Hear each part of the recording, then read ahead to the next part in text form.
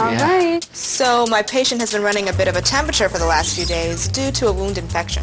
The nurses have been checking her vitals, blood pressure, temp, pulse, respiration every 4 hours, and it's about time for another reading. Good. Do you have the right equipment? Well, let's see. In order to check her vitals, I'm going to need my electronic thermometer, probe covers, blood pressure cuff. Very good. A watch, and a stethoscope. So yeah, I think I'm all set. I think so too. Good morning, Mrs. Lewis. I'm Melissa King. I'm a nursing student, and this is my instructor, Miss Scott. Mrs. Lewis. How are you feeling today? Oh, not bad. I'm just feeling a little clammy, though. Yeah, okay, well, we'll see if that fever's broken. We're going to be taking your temperature, pulse, and blood pressure. That okay with you? Fine with me. Okay. I'm going to close the door to give us some privacy. Okay. A little hand hygiene. Right. So I'm going to check your ID bracelet real quick. Okay. Good. So the first thing you're going to do is check Mrs. Lewis's chart just to see how often the temperature, pulse, and respirations are taken. All right. Good. It says here they should be at 4-hour intervals. Okay. Oh, so that's round about now. Okay. Now, sometimes nurses make the decision to check the vital signs more frequently. It depends on the patient's condition. Okay. Okay. Well, should I wear gloves? Oh, now, see, that's a very good question, Melissa. You need to wear gloves when there's a possibility of coming in contact with blood or bodily fluids, or if the patient has excessive secretions coming from the mouth, or if contact precautions are being observed. But in Mrs. Lewis's case, gloves aren't necessary. So I'll just check the thermometer, make sure that it's working properly. Good, good. I take it out of its pocket. Good. I put it in the probe covers till it snaps.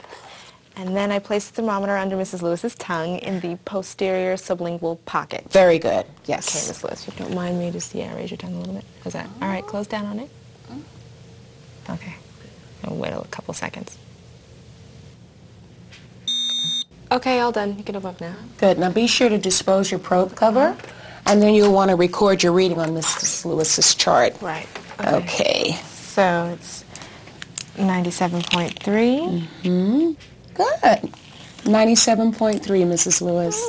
Very good. All right, so we're going to move on to pulse now, if you don't mind.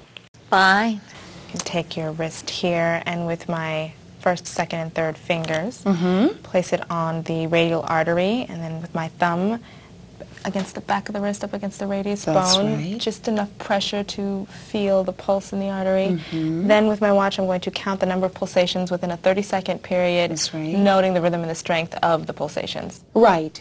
Then you multiply the number of pulsations times 2 to get the per minute pulse rate.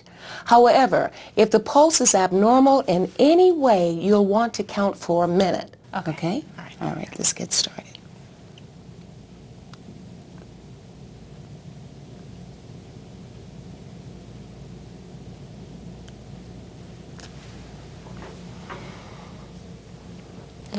Okay.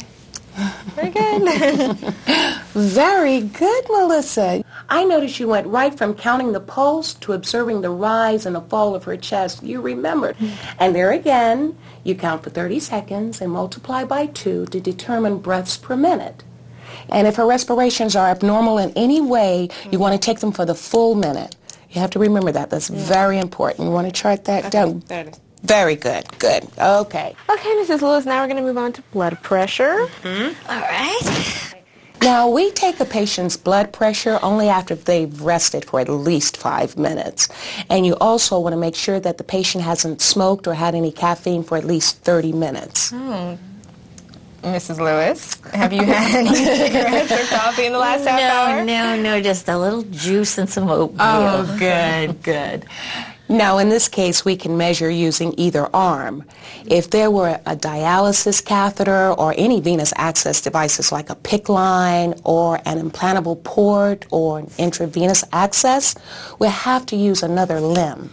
Okay, I read that you shouldn't take blood pressure where there's a surgical site or on the same side as a mastectomy. That's right, that's right. Okay, so I'm going to clean my stethoscope with the alcohol swabs and we can begin soon. Okay, and while you're doing that, I'm going to help Miss Lewis get comfortable. Okay, good. There. Okay, Miss Lewis. So I'm going to take your arm, raise it at heart level, palm up so I can locate the brachial artery. I'm going to undo this for a minute so I can expose your upper arm here. And then with my first, second, third finger, palpate to find brachial pulse. Yes. Which is right there. Okay, you All got right, it? yeah. Now, blood pressure cuff. Okay, now I'll line it up right. Yeah, Yes, line up make the sure bladder it's right. lined up. Good. The artery. Good.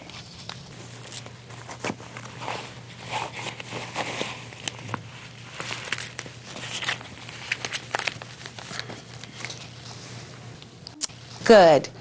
The lower edge of the cuff should be about 1 or 2 inches above the inner aspect of the elbow, and the tubing should extend from the edge of the cuff near the patient's elbow. Right.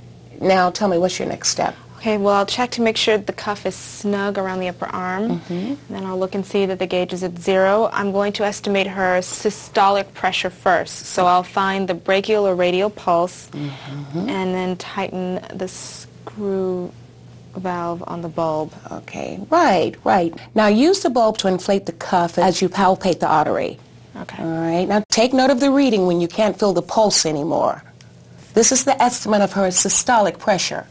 Yeah, I couldn't feel it after 128. Oh, okay, good. Now deflate the cuff and wait about 15 seconds.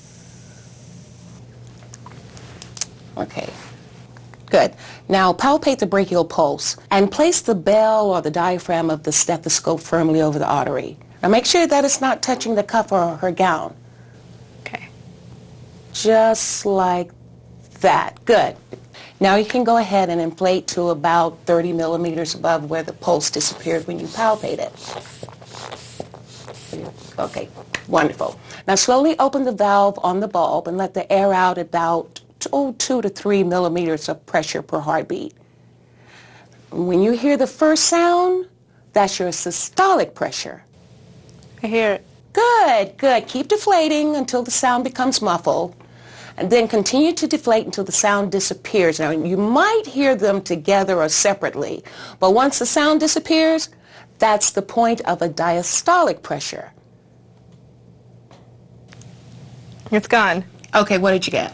126/68? Good. Now let's go ahead and completely deflate the cuff, and be sure to document your measurements according to the policy. Now, you do know how it should appear on the chart, don't you? Okay. It should read 126/68. Good, yes, yeah.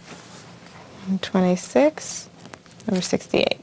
Now, if you've taken a blood pressure other than the brachial site, be sure you mark on the chart exactly what site you use. Okay. All right? And be sure to report any abnormal findings to the patient's primary care provider.